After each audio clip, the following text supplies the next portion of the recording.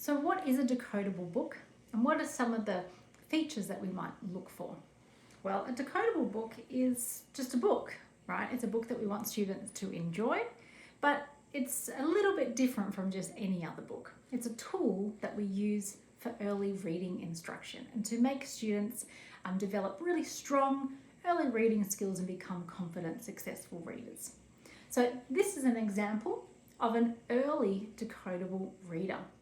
It's an early decodable reader because if I flip it over, you can see that it comes quite early in the sequence of the text. What do I mean by that?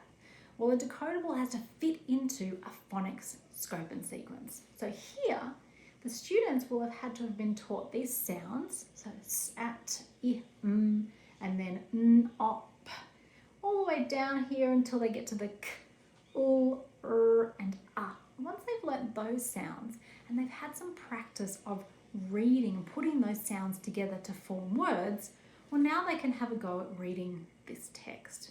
So this book is only really decodable because we've taught those sounds and taught students how to start decoding and blending some of these simple words.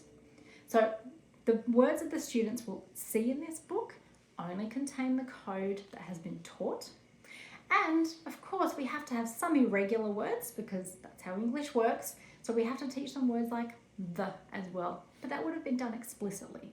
So when they open up this text, there's no guessing. They're actually going to be reading the words. So some of the features we look for. So obviously we look for the code. Where does it fit in?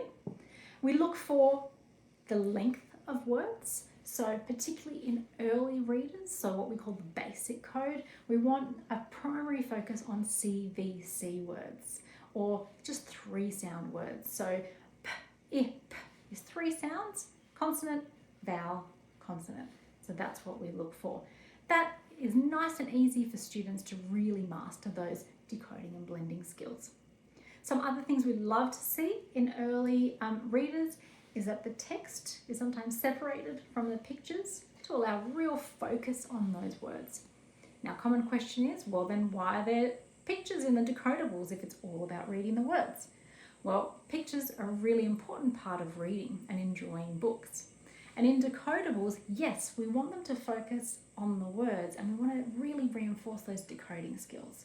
But the pictures play an important role in enjoying the text and also can help us clarify meaning. So let me give you an example. If a student read the word log, log, and they thought, I don't know what that is, and they hear the word log but they don't know what that is, that's when we might direct them to look at the picture and say, this is a log. And so they're starting to build some of those early vocab skills. Here we have Kim and Pip had fun. And then we might ask the student after they've read that successfully, well, what are they doing to have fun? Well, they're playing a game, aren't they? So we still want them to enjoy those pictures, but obviously the primary feature of these is reading the words.